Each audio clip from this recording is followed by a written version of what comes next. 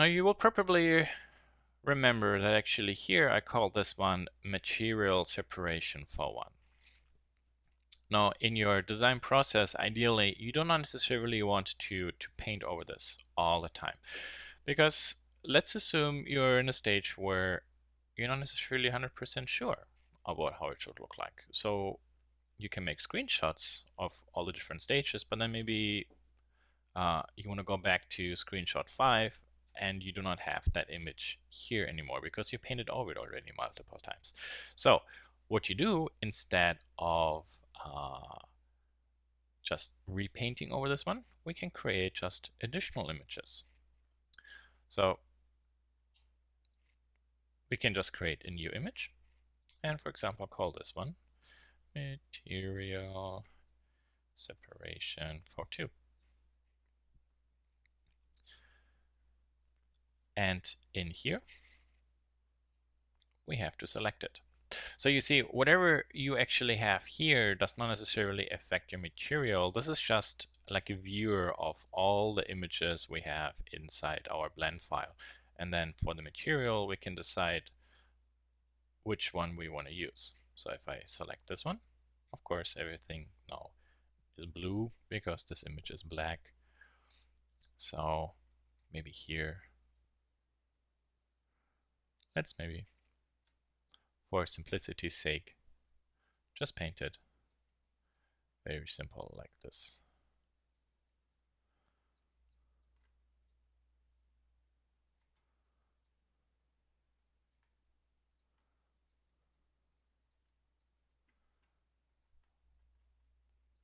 Okay. So here we have to switch to the paint for the second as well and just paint this edge and maybe this edge. Okay, great. Because the nice part is actually now I can,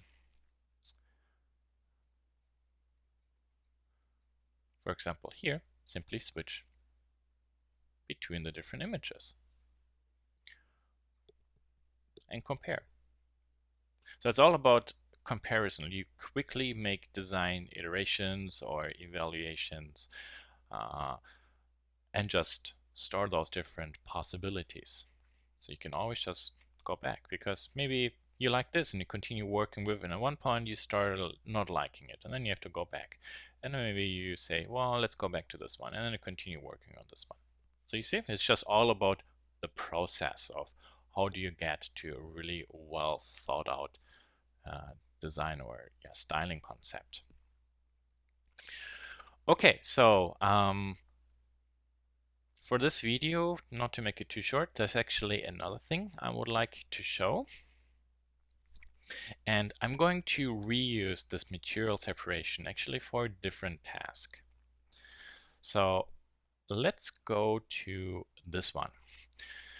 And now I would like to have the lower part of my object here being black. So let's say it's a different plastic we inserted. For example, a plastic that is more durable towards heat, because down here that piece would be closer to the hot iron part.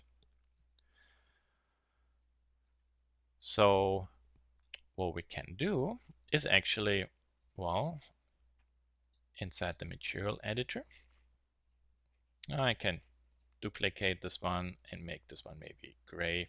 Again, there's for materials, there's no pure black and there's no pure white in nature. It doesn't exist.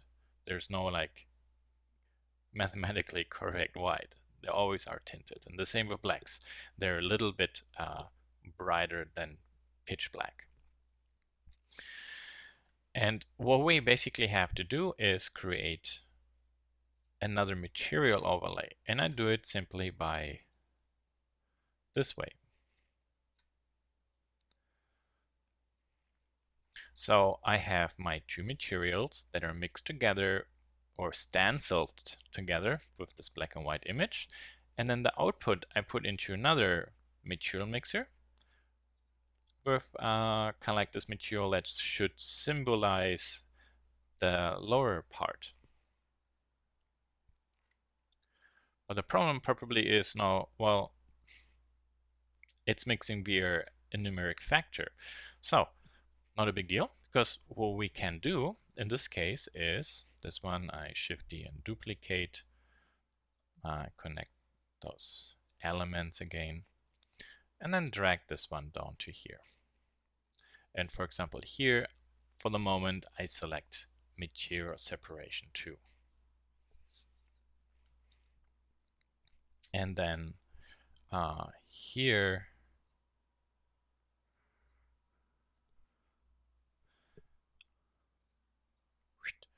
I'm going to paint this one over. Okay. And then in this 3D view here, let me turn on my smooth stroke, maybe make this brush a little bit bigger. And now I'm trying to brush over it. Oh, I'm using the wrong color? Yes. Wah, wah. I was painting black on black. So again,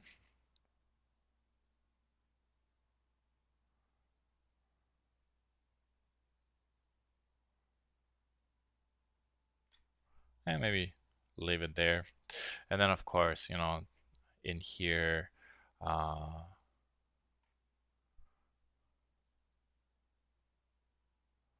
have to paint those parts. Maybe go to here, paint over.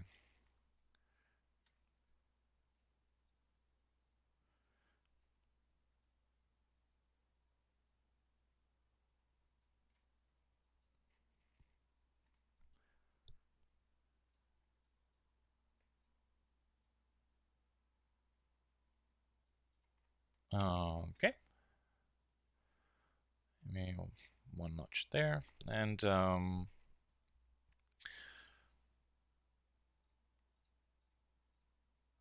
trying to clean this up a little bit so it follows more the mesh. There, perfect. Okay, great. So there you see now basically I utilized the same idea with a clipping mask, just added another material. So those two materials clipped together with this image, resulting through the mixer into an output. This output I put into another mixer with this material, utilizing this second clipping mask, and then that output here goes into the material output. And of course you could indefinitely add and add and add materials to it. But again, I hope that at this point you see it is really following a very logical structure. The layout looks maybe a little bit confusing at the beginning, but once you really know logically what's happening there, it's very, very efficient. And it simply borrows from the same way how Photoshop works. And while in Photoshop they are on layers, here it is just a modular flow of different elements. It's a different representation, but internally it works exactly the same way.